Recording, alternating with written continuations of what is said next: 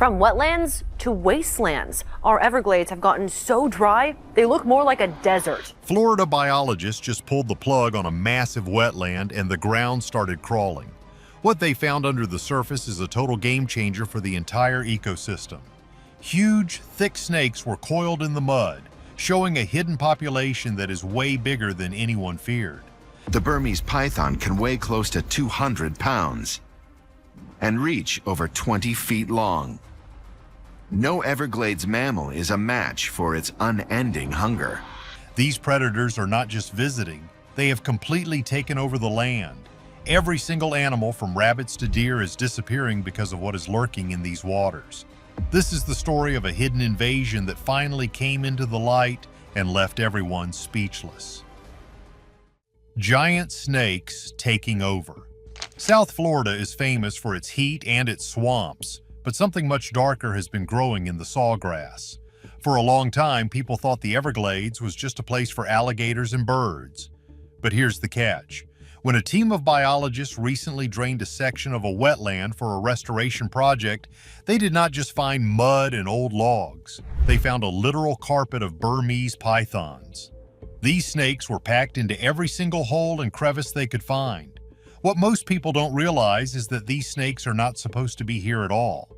They are an invasive species from Southeast Asia that has turned the Florida wilderness into their personal buffet. Basically, the water was the only thing keeping their true numbers a secret from the world. The biologists watched in total shock as the mud began to ripple.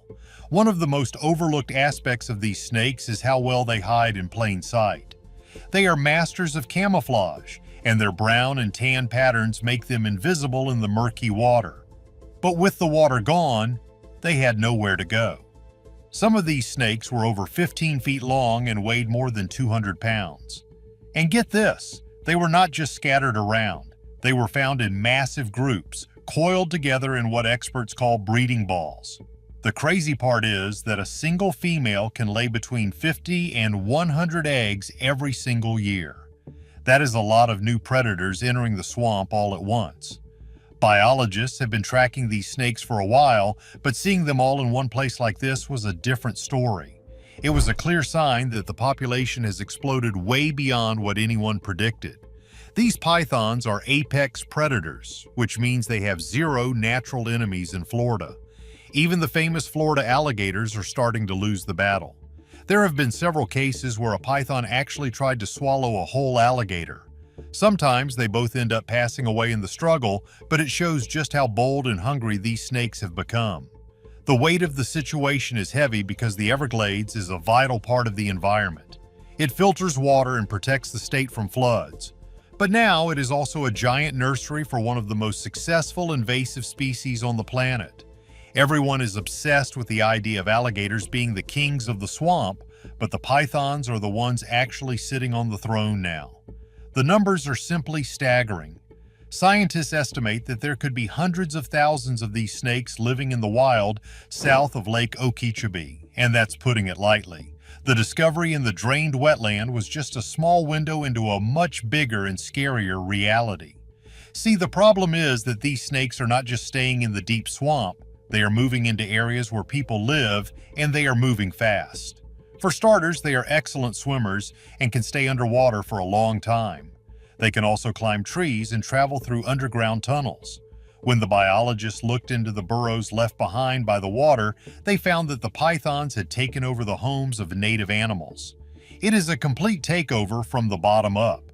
A lot of people are confused about why this is happening so fast, but the truth is that the Florida climate is perfect for them.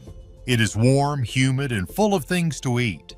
Nobody expected this to happen when the first few snakes were brought to the state decades ago, but now the state is dealing with a crisis that might be impossible to fix. Hands down, this is the biggest ecological challenge Florida has ever faced. The sight of those snakes writhing in the mud is a memory those biologists will never forget. It was a wake-up call for everyone who thinks nature can just balance itself out. It turns out that some invaders are just too strong for the local system to handle. Things were about to get even worse as the team looked closer at the history of these giants. Invasive giants in paradise. So here's the deal with how these monsters got into the wild. It all started with the exotic pet trade back in the 1970s and 80s. People thought it would be cool to own a tiny snake that would eventually grow into a giant. Over 180,000 Burmese pythons were brought into the United States during that time. Many of them ended up in Florida because the weather matched their home in Myanmar and Thailand. But a lot of owners realized they could not handle a 20-foot snake in their living room. Instead of doing the right thing, many people just drove to the edge of the Everglades and let them go. But here is the real kicker. While individual releases were a problem, a massive disaster made things much worse. In 1992, Hurricane Andrew slammed into South Florida. It was a Category 5 storm that destroyed almost everything in its path. One of the buildings that got hit was a large snake breeding facility near Miami. When the walls came down, hundreds of pythons escaped into the nearby marshes. They did not just survive, they thrived. They found a landscape that was basically a giant version of their native home, full of water and easy prey. The snakes started reproducing and spreading across thousands of square miles. By the early 2000s, scientists officially confirmed that there was a self-sustaining population in the wild. This was no longer just a few lost pets. This was a new part of the Florida ecosystem. It is not that simple though, because they are not just staying still. They have been expanding north and west every single year. Some have even been found as far south as the Florida Keys. They can cross salt water and survive in different types of habitats, which makes them very hard to stop. What most people don't realize is how perfectly built these snakes are for the swamp. They have heat-sensing pits near their mouths that let them see the body heat of their prey, even in total darkness. They can go for months without eating by slowing down their heart rate and shrinking their organs. But when they do eat, they can stretch their jaws to swallow things that are much wider than their own bodies. This is a key detail because it means nothing is safe from them.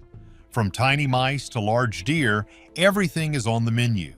The scale of the pet trade mistake is hard to wrap your head around. Many people are not seeing the truth here, which is that we basically invited a predator into our backyard and gave it the keys to the house. The government has tried to pass laws to stop the trade, but for the Everglades, it was already too late. The snakes have settled in and made themselves at home. The discovery in the drained wetland showed that they have even started building their own networks of tunnels in the mud. It is a scary thought that a few irresponsible choices led to the destruction of a world-famous park. There are still many rumors on the air about how many are actually out there, but what many can confirm is that the number is growing. Every time a new one is found, it seems to be bigger and healthier than the last. They are winning the survival game, and they are winning it easily. The biologists who saw the snakes in the mud knew they were looking at the descendants of those first escaped pets. The impact of these giants was felt most by the animals that actually belonged in the swamp. Silence in the swamp. When you walk through the southern Everglades today, you might notice something eerie. It is too quiet. That is because the pythons have wiped out almost all of the small and medium-sized mammals. A very famous study from 2012 showed just how bad the damage is. In the areas where pythons have lived the longest, raccoon populations have dropped by 99.3%. Opossums are down by 98.9%, and bobcats have declined by 87.5%. That is not just a small change, it is a total collapse of the local wildlife. Marsh rabbits and foxes have basically disappeared from the surveys altogether. This is a huge problem because these animals are a big part of the food chain. When they disappear, the animals that eat them, like the Florida panther, start to go hungry too. The pythons are eating so much that they are literally starving out the native predators. It is a top-down destruction that is changing the entire look of the park. Even the birds are not safe. Pythons have been found with endangered wood storks in their bellies. They climb up into the nests and take the eggs or the young birds before they can even fly. But here's the catch that a lot of people miss. The snakes are also bringing diseases and parasites with them. They carry a specific type of lung parasite from Asia that has started to spread to native Florida snakes. Our local snakes have no immunity to this parasite, and it is making them very sick. So the pythons are not just eating the wildlife, they are poisoning it too. It is a double-edged sword that is cutting through the biodiversity of the state. One of the most overlooked aspects of this crisis is how it affects the plants. Many animals like raccoons and opossums help spread seeds across the swamp. When those animals are gone, the seeds don't move and the forest can't grow back the way it should. The whole ecosystem is starting to stall out. The biologists who drained the wetland saw this firsthand. They found thousands of snakes but almost no tracks or signs of other animals. The swamp had become a graveyard for native species. The crazy part is how fast this happened. In just a few decades, these snakes have done more damage than almost any other invasive species in history. They are incredibly efficient at what they do. They don't have to hunt every day. They just wait perfectly still until something walks by. Then they strike with lightning speed and squeeze the life out of their prey. Because they are so quiet and hide so well, most animals never even see them coming. Everyone is obsessed with the size of the snakes, but the real story is the silence they leave behind. The Everglades used to be full of the sounds of splashing water and rustling leaves from small animals moving around. Now it often feels like a ghost town. The discovery in the drained wetland proved that the snakes are the only ones left in many parts of the marsh.